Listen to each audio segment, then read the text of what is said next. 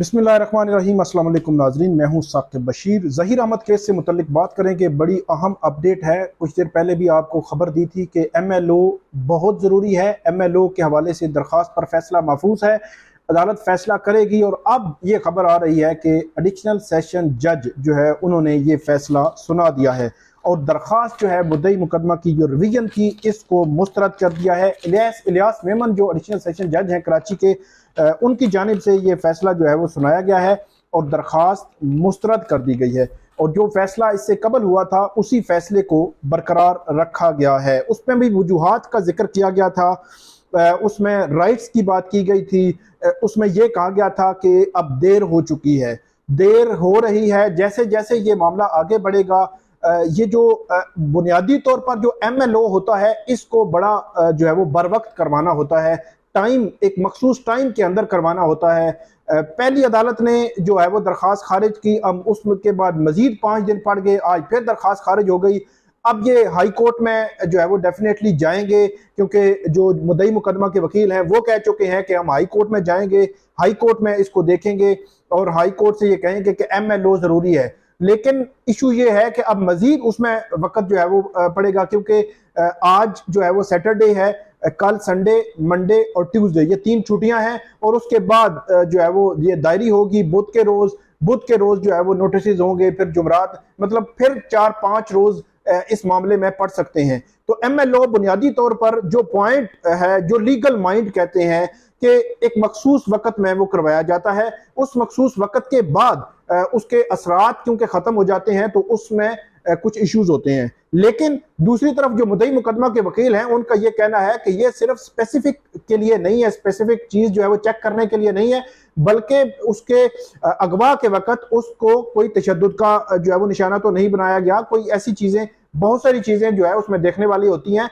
सिर्फ पुलिस जो है, या वो उनका ये कहना था कि कोर्ट ने जो ऑर्डर, प्रीवियस जो कोर्ट थी उन्होंने जो ऑर्डर दिया था वो स्पेसिफिक उस पे एक पोर्शन पे थे कि उसकी जो मयाद है या मुद्दत है या टाइम लिमिट है वो बड़ा मखसूस है, कम है, उससे बाहर नहीं जा सकते। तो ये बड़ा इंपॉर्टेंट है। अब देखना है कि इसमें आगे होगा क्या।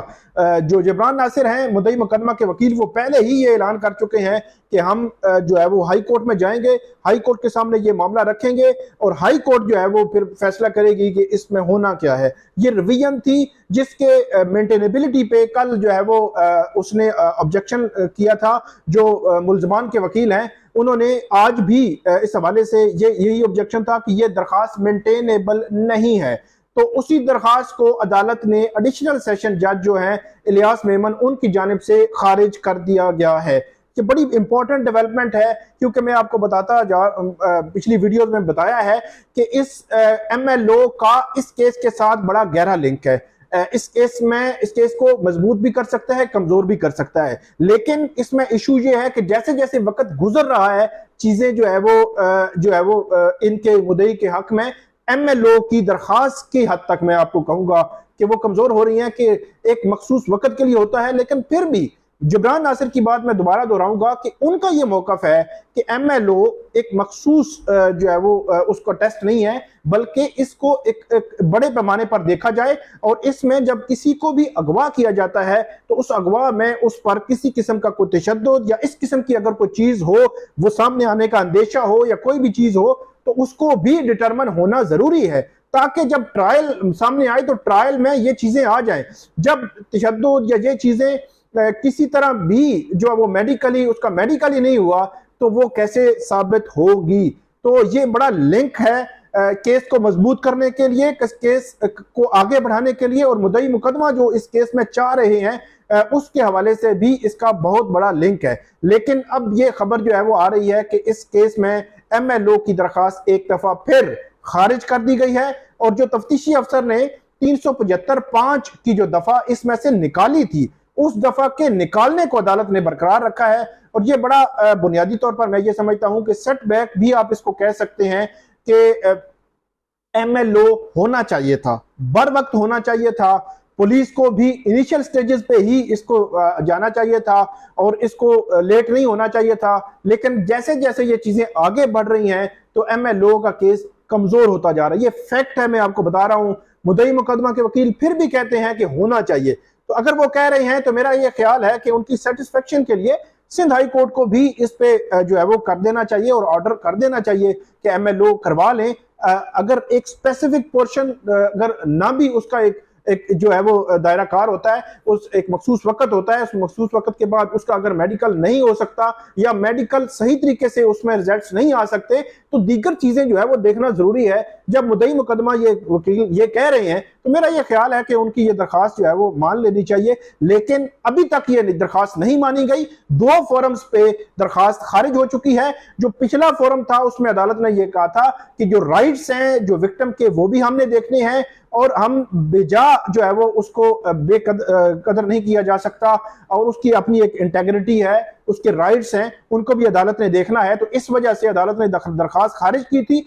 28 को दरखास्त दायर हुई थी, 1 को खारिज हुई थी। उसके बाद जो प्रोग्रेस रिपोर्ट लेके आया जो तफ्तीशी अफसर है उसने 375 उसमें से निकाल दी थी और उसके पीछे वजह मैंने आपको पिछली वीडियो में बताया, उसके पीछे वजह उसने यही बताई थी कि क्योंकि MLO की दरखास्त खारिज हो चुकी है, इसको किसी फोरम पर भी साबित नहीं किया जा सकता, तो इसलिए अदालत से ये जो है हम इसको निकाल रहे हैं। 364A भी निकल चुकी है, 375 भी निकल चुकी है। अब देखते हैं कि अब तकरीबन 4-5 रोज का ये वक्त पड़ जाएगा। फिर एक 164 का जो बयान है उसके हवाले से भी आर्गूमेंट्स होने हैं, चालान जो है वो पेश होना है, तो ये चीजें अभी आनी है। अभी तकरीबन 1 बजे का वक्त हुआ जाता है, तो इसके बाद जो है वो इसके हवाले से भी अपडेट आएगी कि चालान जो है वो अब डेफिनेटली अब चालान रोकेगा नहीं। जो कार्रवाई रोकने की सदा थी जो जिब्रान नासिर की, उसके पीछे वजह यह थी कि फैसला आ जाए। अब फैसला आ चुका है, चालान मेरा ख्याल है जिस तरह चालान आया है वो जमा हो जाएगा। अगर सिंध हाई कोर्ट से कोई फ्यूचर में कोई चंद दिनों में कोई फैसला आता है तो उसको भी अदालत जो है वो इसी तरह देखेगी, लेकिन अभी चालान भी बज़ाहिर ऐसे लगता है कि वो आ जाएगा अगर तफ्तीशी अफसर ने कोई टाइम नहीं मांगा। अगर तफ्तीशी अफसर तैयार हुआ, चालान तैयार हुआ तो डेफिनेटली चालान आ जाएगा। दूसरा 164 की जो स्टेटमेंट है उसमें भी आर्गूमेंट्स होने हैं। जो मुद्दई मुकदमा के वकील हैं उनका यह कहना है कि एक दफा 164 की स्टेटमेंट हो चुकी, दूसरा लॉ आ चुका, तीसरा उनका यह कहना है कि जो माइनर है उसके बयान की या स्टेटमेंट की वो अहमियत नहीं। इस हवाले से सिंध हाई कोर्ट भी ऑब्जर्व कर चुकी है, लेकिन ये सारी चीजें अभी डिटरमिन होना है। 1 बजे तक इस केस में यही अपडेट है कि दरखास्त खारिज कर दी गई है। सिंध हाई कोर्ट अब फैसला करेगी कि MLO होना है या नहीं होना, उसके बाद चीजें जो है आगे बढ़ेगी। लेकिन एक बड़ी अहम जो है वो कानूनी जंग जो है वो जारी है। अब देखते हैं कि इस केस में फर्दर क्या होता है। जो भी अपडेट होगी वो भी हम आपके साथ शेयर करेंगे। इस वीडियो पे आप हमें फीडबैक जरूर दीजिएगा। बहुत शुक्रिया।